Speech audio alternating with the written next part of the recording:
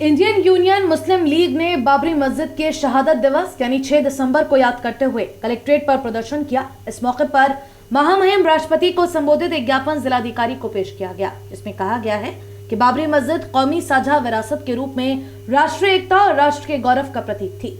राष्ट्रद्रोही तत्वों ने बाबरी मस्जिद को तोड़कर एकता व अखंडता को तोड़ने की कोशिश की है और यह दिन भारत के इतिहास में हमेशा के लिए काला दिवस के रूप में याद किया जाएगा। ज्ञापन में कहा गया है कि सबसे ज्यादा अफसोसनाक पहलू यह है कि इतनी बड़ी राष्ट्रीय व अंतर्राष्ट्रीय दुर्घटना के बाद भी सरकार की ओर से बाबरी मस्जिद तोड़ने वालों के खिलाफ कोई ठोस कार्यवाही नहीं की गई। अब तो माननीय सुप्रीम कोर्ट ने भी अपने फैसले में मान लिया है कि मस्जिद में नमाज होती थी। 22-23 दिसंबर 1949 को मस्जिद में मूर्ति रखी गई, ये एक अपवित्र काम था और बाबरी मस्जिद को तोड़ना एक गैर कानूनी अमल था। इस तरह का वाकया एक सेकुलर देश में नहीं होना चाहिए था। बाबरी मस्जिद मामले में सरकार ने नेहरू लियाकत समझौता जैसे अंतर्राष्ट्रीय समझौते का भी उल्लंघन किया है, जिसमें एक गारंटी दी गई थी कि तमाम इबादत खानों की 15 अगस्त 1947 की स्थिति बरकरार रखी जाएगी। मांग उठाई गई कि सुप्रीम कोर्ट के फैसले के आधार पर बाबरी मस्जिद तोड़ने वालों के खिलाफ कार्रवाई की जाए। कहा कि मथुरा की मस्जिदों को तोड़ने की धमकी देने वालों को देशद्रोही और आतंकवादी घोषित किया जाए और तुरंत गिरफ्तार किया जाए। देश में मस्जिदों पर नमाज अदा करने के खिलाफ आतंकवादी संगठनों द्वारा लगातार चलाई जा रही तहरीर पर सख्ती से कार्यवाही की जाए। ज्ञापन एवं प्रदर्शन के विषय में जानकारी देते हुए इंडियन यूनियन मुस्लिम लीग के सह सचिव मौलाना कौसर हयात खान ने सिटी चैनल संवाददाता को बताया, हम हर साल 6 दिसंबर जो बाबरी मस्जिद के शहीदी दिवस है, हम हर साल उसके सिलसिले में सरकार को अपना नाराज़गी का इजहार करने के लिए और सरकार रोष प्रकट करने के लिए हम हर साल यहाँ पर आते हैं और अपना एक ज्ञापन राष्ट्रपति के नाम हम देते हैं। उसी सिलसिले में आज ये प्रोग्राम रखा गया। हमारा कहना ये है कि जिस तरह आतंकवादी गुटों के सामने या कहना चाहिए अराजकता फैलाने वाले गुटों के सामने जिस तरह सरकार ने घुटने टेके और प्रशासन का भी इस्तेमाल किया, पुलिस का भी इस्तेमाल किया और अदालत का भी इस्तेमाल किया और सबको उन्हीं के पक्ष में इस्तेमाल करके और जिस तरह बाबरी मस्जिद का फैसला आया वो बहुत ही ज़्यादा अफसोसनाक फैसला है। पूरी दुनिया में भारत का नाम बदनाम हुआ है इस मामले में कि अदालत से भी मुसलमानों को इंसाफ नहीं मिला।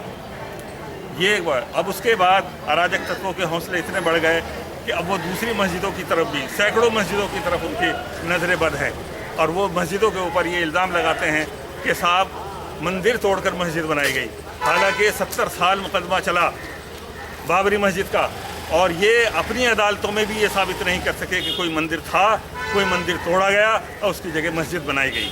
ये एक पूरी तरह झूठा प्रोपेगेंडा, पूरी राजनीति झूठ पर आधारित चल रही है, पूरा अभियान झूठ पर चल रहा है और एक झूठ फैलाया जा रहा है कि मंदिर तोड़कर मस्जिद बनाई गई, मंदिर तोड़कर मस्जिद बनाई गई। हर जगह उनका यही मामला है और इसमें सरकार की सबसे बड़ी कमी यह है, किसी भी पार्टी की सरकार रही हो वो इन अराजक तत्वों के सामने घुटने टेके हुए है और उनके कहने पर उनके खिलाफ कोई कार्रवाई नहीं की जा रही है।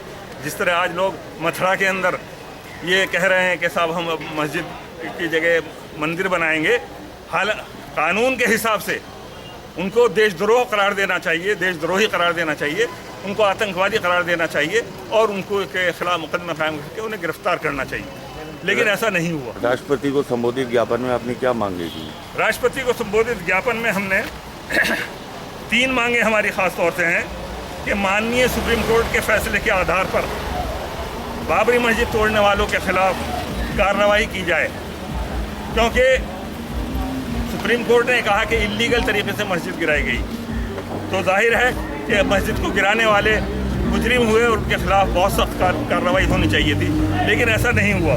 नंबर 2 ये कि काशी और मथुरा की मस्जिदों को तोड़ने की धमकी देने वालों को देशद्रोही और आतंकवादी घोषित किया जाए और तुरंत गिरफ्तारी की जाए। इसमें यूपी का डिप्टी चीफ मिनिस्टर भी शामिल है कि वो आदमी ऐसे पोस्ट पर बैठकर, डिप्टी चीफ मिनिस्टर की पोस्ट पर बैठकर खुली गुंडागर्दी का मुजाहरा कर रहा है और वो काम कर रहा है जो दूसरे हिंदू आतंकवादी संगठन कर रहे हैं। ये अफसोसनाक बात है, जिसके ऊपर जिम्मेदारी है कि वो देश के अंदर कानून का पालन कराए और कानून के पालन के मामलात करे। वो गैर कानूनी हरकतें कर रहा है, उसकी गिरफ्तारी होनी चाहिए।